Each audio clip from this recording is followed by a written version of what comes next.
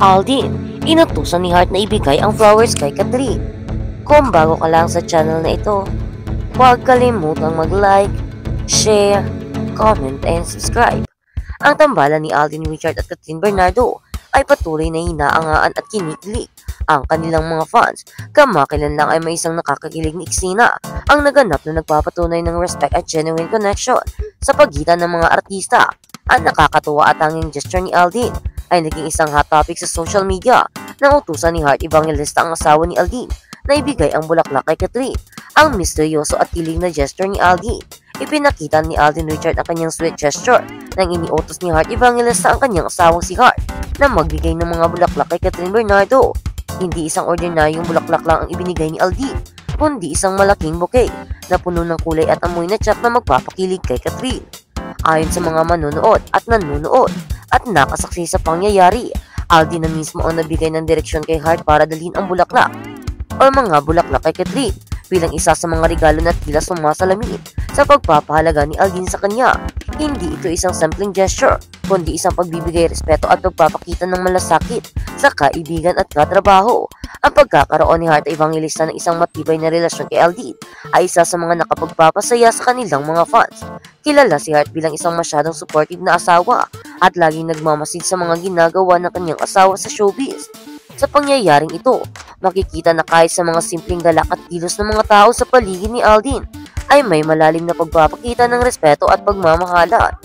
Ang pagtulong ni Aldin kay Heart upang magbigay ng bulaklak kay Catherine ay ang pagtulong ni Heart kay Aldin upang magbigay ng mga bulaklak kay Catherine ay isang halimbawa ng matured relationship sa kanilang mag-asawa.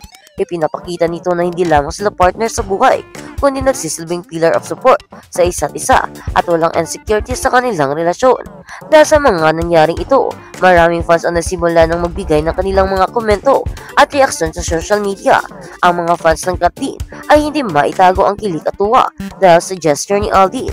Maraming fan pages at social media accounts ng Catherine at Aldin team up ang nagpost ng mga picture at video ng insidente na agad na nag-viral. Nagsimula ng magbahagi ang kanilang sariling posts ang mga fans sa pamamagitan ng hashtag Aldin gives flowers to Catherine Bernardo na agad nag-trending sa Twitter at iba pang social media platforms. Ang gesture na ito ni Aldin ay nagbigay diin sa kanilang professionalism at friendships na hindi lamang sa screen kundi pati na rin sa tunay na buhay. Ang act of kindness na ito ni Aldin kay Catherine ay hindi lamang simpleng gestures kundi isang pagpapakita ng paggalang at pagpapahalaga sa isang kasamahan sa trabaho. Kilala si Catherine Bernardo bilang isang magaling na aktres at isang role model sa industriya, kaya't isang malaking bagay para kay Aldin na ipakita ang kanyang pagrerespeto sa kanya sa pamamagitan ng mga simpleng act of kindness. Sa isang interview, sinabi ni Aldin na gusto ko lamang maging mabait kay Catherine. Napakabait niyang tao, kaya naman ang mga simpleng gesture ay talagang kayang magbigay saya sa kanya. Ang pagkakaroon ng magandang relasyon sa mga kasamahan sa trabaho gaya ni Catherine ay nagpapakita ng pagiging matured at professional ni Aldin sa industriya ng showbiz. Isang pahayag ng matibay na kabalikan. Hindi lang sa industriya ng showbiz kilala si Aldin para sa kanyang kilig roles, kundi pati na rin sa kanyang personalidad at maturity. Bilang isang tao, hindi siya natatakot na ipakita ang kanyang mga tunay na damdamin at magbigay ng positivity sa mga taong kanyang nakakasama. Sa pagpapakita ng pagkakaisa kay Catherine at ang pagpapaabot ng paggalang kay Heart, ipinapikita ni Aldin na ang tunay na pagmamahal ay hindi lang nakabase sa romantikong relasyon, kundi pati sa mga friendship at mga collaborative work sa industriya. Ang tambalan ni Aldin at Catherine ay isang halimbawa ng tamang trabaho at relasyon sa showbiz. Hindi lang sila magkasama sa mga teleserye at pelikula, kundi maging sa mga personal na buhay. Ang kanilang pagkakaroon ng matured understanding sa isa't isa ay nagbibigay ng malaking kredito sa kanilang tambalan. Kaya naman hindi na nakapagtataka kung bakit ang bawat project nila ay tinatangkilik ng kanilang fans. Sa kabilang banda, si Heart Evangelista naman ay isang mabuting asawa na laging nandiyan upang magsuporta sa kanyang husband na si Aldin. Si Heart ay kilala sa pagiging mature kaya't pagkakaroon ng magandang samahan nila ni Aldin at Catherine ay isang magandang ehemplo para sa mga fans at sa industriya ng showbiz. Ang gesture ni Aldin ng pag-utusan kay Heart upang ibigay ang mga bulaklak kay Catherine ay isang heartfelt na patunay na pagmamahal, respeto at pagkakaibigan. Sa kabilang banda, Nagbabalik si Alden Richards sa All Out Sundays, pahiwatig ng bagong palabas. Nagbabalik si Alden Richards sa All Out Sundays at pinahayag ang paparating na proyekto. Kakagawa lang ni Alden Richards ng heartwarming comeback sa All Out Sundays. Hinaranan ng Asia's multimedia star ang kanyang mga tagahanga sa kanyang production number na Noon Time sa Noon Time Variety Show. Sa Noon Time Variety Show, si Alden ay mukhang magara sa isang pulang suit na ipinaris ng itim na pantalon. Habang siya ay bumabalik sa entablado, nagtanghal siya ng masiglang rendition ng Asan Ka Na Ba ni Zach Tabudlo upang ipagdiwang ang kanyang pagbabalik na ipinakita ang kanyang husay sa pagkanta at pagsayaw. Nakakamiss mag-perform sa inyo every Sunday, Alden said. Buti naman bumalik ka na.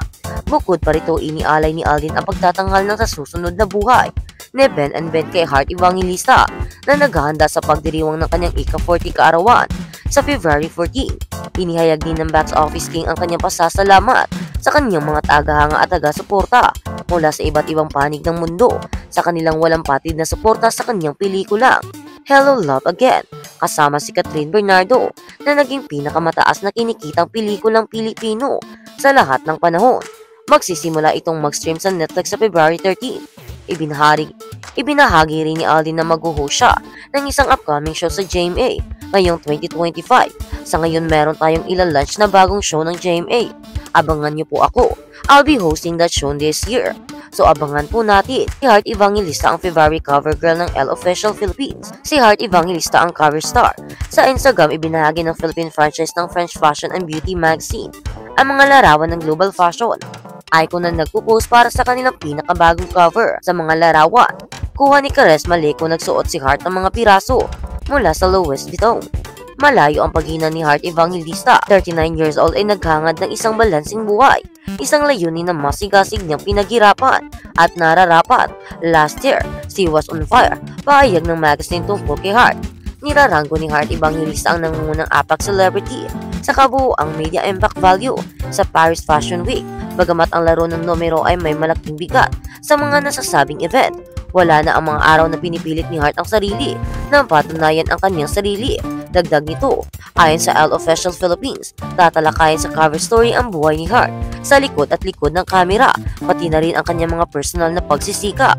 Noong January, pinangunahan ng Kapuso artist ang mga front cover ng Elle Indonesia at Harper's Bazaar Vietnam. Ipinagdiriwang ni Heart ang kanyang ika-40 na kaarawan noong February 14 bago siya tumanda ng isang taon. Naganda ang kanyang glam team ng surprise birthday party para sa kanya. Dumalo siya sa katatapos lang na Paris Fashion Week kung saan pinaluktot niya ang kanyang cherry violet na buhok sa lahat ng kanyang itsura. At sa kabilang balita, Heart nagulat nag-cry sa surprise birthday party. 40 years old na ngayon ang sexy actress.